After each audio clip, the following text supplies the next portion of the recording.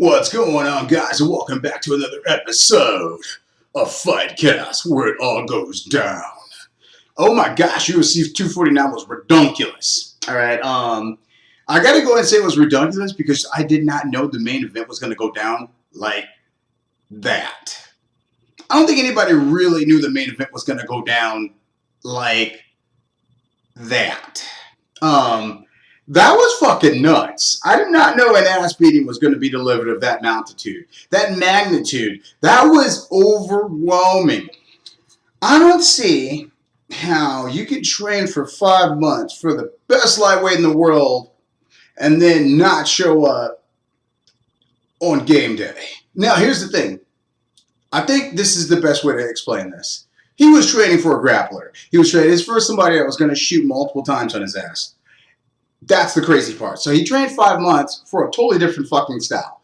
Tony trained 5 months for Khabib Nurmagomedov. There is absolutely no way, shape, or form that Justin Gaethje and Khabib Nurmagomedov are in the same ballpark as fight style. Absolutely not. He trained for somebody totally different. Okay? It's just like training for the Olympic wrestling team and then you're going to go fight boxing. All right? It's just, that's really what went down. And, man, it was cray-cray. It was cray-cray to go ahead and see that whole thing go down. I couldn't believe it was happening. 5 rounds of total fucking destruction by Gaethje. Here's the thing. Here's the best way to look at this. Now you have, obviously, the biggest matchup right now. You got Justin Gaethje versus Khabib. This is gonna be fucking ridiculous. All right, because you got a guy, Justin Gaethje, that has a never fucking quit button, and also hits hard as fuck. He hits like a truck. Oh my gosh, the shots that he was landing on Tony were ridiculous. It was like, ooh. And the fucked up part about it is that there was no crowd. There was no crowd, and so you could hear all the hits. You could hear all the hits, huge slaughtering hits. What was super weird, too, is that Justin Gaethje took this fight on short notice, and it was like he had more gas. It was like he had all the gas in the world. He got hit with no elbows. There was no fucking blades. There was no blades. There was no shades. It was literally the Justin Gaethje show. It was very strange. It was very strange. I just really think that Tony Ferguson had an off night. Very much off night. Fight statistically wise. Let's just go right now. Let's just go. What's next? What's next for Tony Ferguson? I think he needs to fight Dustin Poirier. That would be amazing. I think that's they're both coming off a loss. They're both coming off title losses. One's an interim title, one's a real title. Okay, I think that's the best matchup right now for Dustin Poirier. I think that's the best matchup for Tony Ferguson. They can fight in the fall. After the injuries, best matchup for them right now. Conor waits in the wings. Basically, he sees exactly what happens. The winner of Poirier-Ferguson gets red penny night. It's really that simple. The winner of those two get red penny night. They both. It'd be awesome if Conor could fight them both. It would be awesome. He's been on a huge rant, and he really did say that they were next. So he said it is Dustin or Tony next when Tony heals if he does. So he wants that too. And so I think that needs to go down. He also said in this big old Twitter rant is that Dustin will beat him also if changes are not made, which they won't. All right, so he's also saying some stuff too. Dustin Poirier said Gaethje was going to go ahead and beat Tony Ferguson. All right, Conor's over talking about Poirier can do it too. Let's see it happen. I would like to see it happen. I would totally like to see this fight happen. That would be a 5-rounder, and that would be something where I think it would be a great rebound fight for Tony Ferguson if he was to fight Poirier. And that's a very good, very prove-worthy fight for Dustin Poirier. If he can go ahead and go all 5 rounds, I think that would be a 5-round banger. I don't think he's knocking Tony Ferguson out. If Justin Gaethje can't finish Tony Ferguson, I don't think Dustin Poirier can. Dustin Poirier hits real hard, but Justin Gaethje hits harder. He hits ridiculous hard. We all have seen the knockout power that Justin Gaethje possesses. We've seen that in the James Vick fight. We've seen that in the Edson Barboza fight. This dude could really hurt you. All right, and we just saw it in the Tony Ferguson fight. Tony Ferguson has a goodness gracious. This dude's jaw is made out of Wolverine steel. All right, so let's see what happens next. I think Tony Ferguson is going to be the next match for Dustin Poirier. I think that matchup needs to happen. They need to be making that matchup right now. Also, Conor needs to wait the wings for the winner of that fight. All right, it sucks because you don't go and get to see him, but there's really no other matchup for Conor right now. You know, unless he fights Dustin Poirier again, unless that rematch goes down. Also, you know, you got to look at. He just said out of nowhere. This tweet just went out of nowhere. This tweet went crazy today, and he said that he was going to wear Justin Gaethje's teeth as a necklace around his neck. You are dead, he says. Okay, I'm going to butcher you, and I'm going to take your teeth and wear them as a necklace. Wow, this is the real Conor right here. This is the hit old man Conor back. You know, this is not the respectful Conor we saw in January. So that's the thing. So now you go ahead. You got a real game dude coming back at you. We're gonna see what happens though. He's been waiting in the wings. Now, Dustin did clap back. He did say, "Hey, bro, chill. You only have one fight. You only have one win at lightweight." When you think about it, it's true. He has only one win at lightweight. One win at lightweight. Of course, it was for a championship, but it was one win at lightweight. All right, so you got to think about that kind of stuff. I would like to see. We got to see what happens next. I got to see what happens next, man. You know, this is all fun. So let's go down the list of UFC 249 real quick. A lot of people were like mad about the Cowboy Cerrone fight versus Anthony Pettis. I wasn't mad about it. I thought it went the way it was going to happen. All right, if you look at the statistics, let me go statistically. Statistically speaking, let's go a little matchup sticks right here. So if we go statistically speaking, all right. So this is crazy. We're gonna go Anthony. Okay, so Anthony Pettis. Let's go round for round. Let's just look at this statistically round for round. Anthony Pettis versus Donald Cerrone round for round. First round, so we're just gonna go significant strikes. Significant strikes. First round, Anthony Pettis has more significant strikes. He lands at a 55% ratio to Donald Cerrone's 54% ratio. Real close first round. 15 out of 27 significant strikes landed for Anthony Pettis. 17 out of 31 landed for Donald Cerrone. Okay, so then we go second round. Second round, Anthony Pettis lands 55% of his significant strikes against Donald Cerrone's 38%. That's real. These are real numbers here. All right, you can look at fight stats. I'm looking at UFCFightStats.com.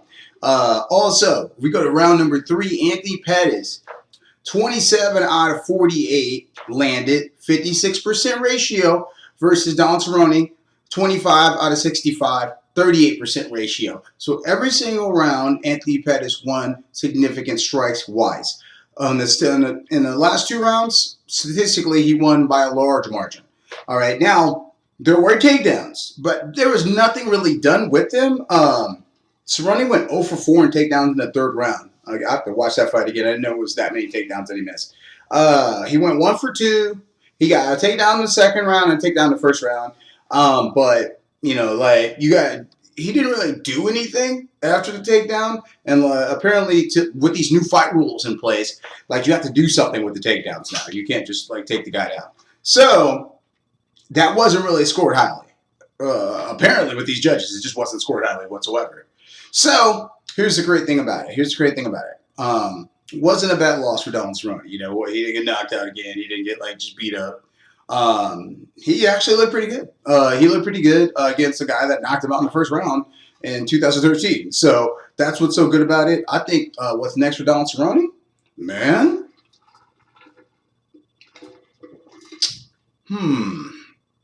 Does he stay at 170s? That's the question. Or does he go down to 155s?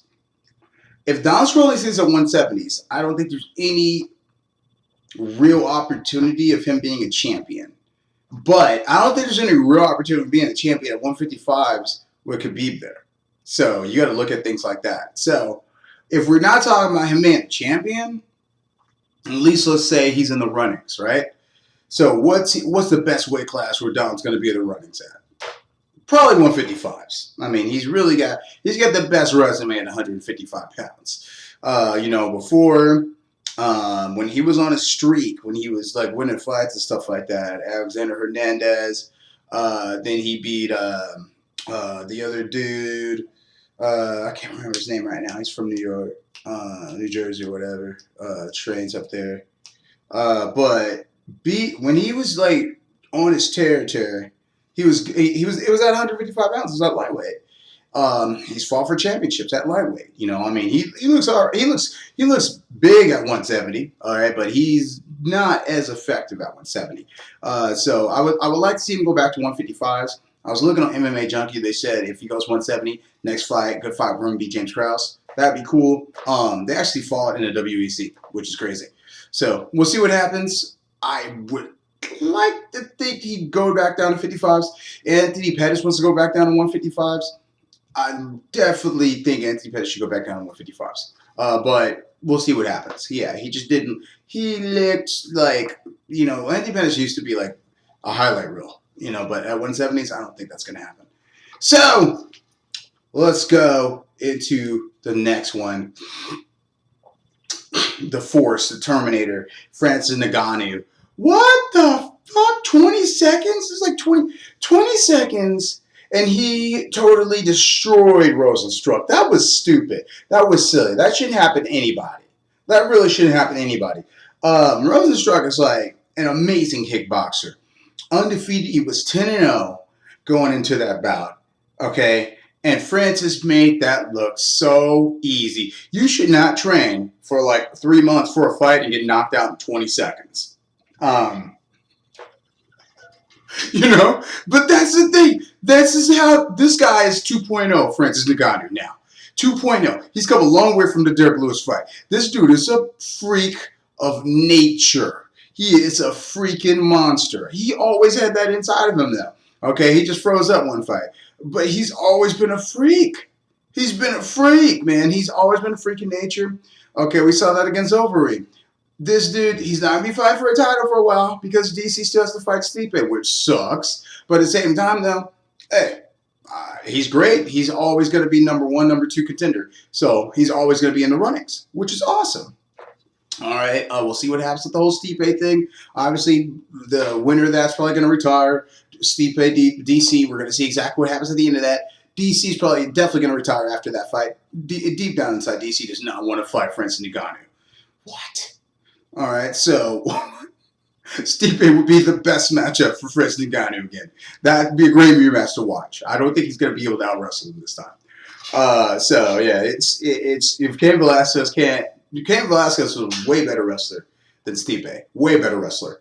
Okay, so like there was no way Cain could even touch his legs almost. It was ridiculous. Cain Velasquez wrestled at Arizona State, Division I, way better wrestler than Stipe. Stipe, took advantage of, in the first fight, took advantage of a guy that was new to the UFC, that had no wrestling background from Africa where they don't have wrestling. All right, and like had made it there off athletic ability, all that, and didn't really have wrestling. All right, so, but that's the crazy part about it. And so now he has all of that, and he's beaten up former champion, knocked out Cain Velasquez, former champion, easily, made it look simple. Everybody, man, just murks people. So, Rosenstruck, kickboxing world champion, murked him, just murks people. So that's the thing. I got to see what happens next with that. Going in, just going in on Gaethje, man. I don't know when that fight's going to happen against him and Khabib. I hope that happens in July, like they're talking about. International Fight Week. That's what needs to go down. If they fight during International Fight Week, that would be lovely. Let's hope that is the case scenario. Got to clear the old throat. So here's the great thing about it. This really shaped the picture in the long run. I feel so bad for Tony Ferguson that we're not going to get that Khabib matchup. We're not going to get the Khabib matchup. It sucks. It really does. It really does. There's no way that Khabib would take that fight now anyway. Khabib only fights champions, right? He's a champion. All right. And so that's the thing. So I think right now, like that matchup is going to be freak nuts. So other crazy fights that went down, obviously Dominique Cruz fought Henry Cejudo. That was ridiculous. I thought that was an early stoppage. That was second round stoppage. It sucks that he took so many unanswered strikes, but that's because he just got kneed in the dome.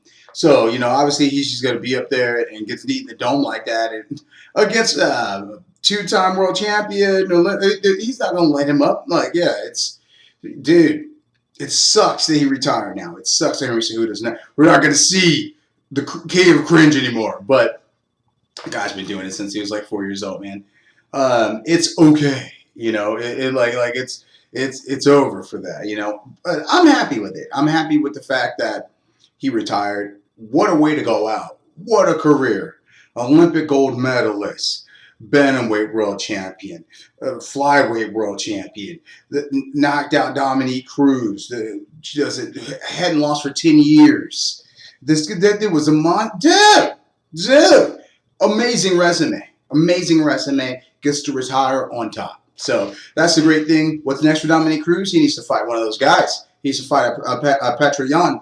He needs to fight Aljamain Sterling. He needs to fight one of those guys. I really think he still has it. I mean, he looked good out there. He was just going against the greatest. Yeah, so, but yeah, we're going to see what happens next here. We got a couple of fight cards that are going to be coming up, which I can't wait. That's going to be coming up Tuesday or Wednesday. So we'll go ahead and go into more details about those colds.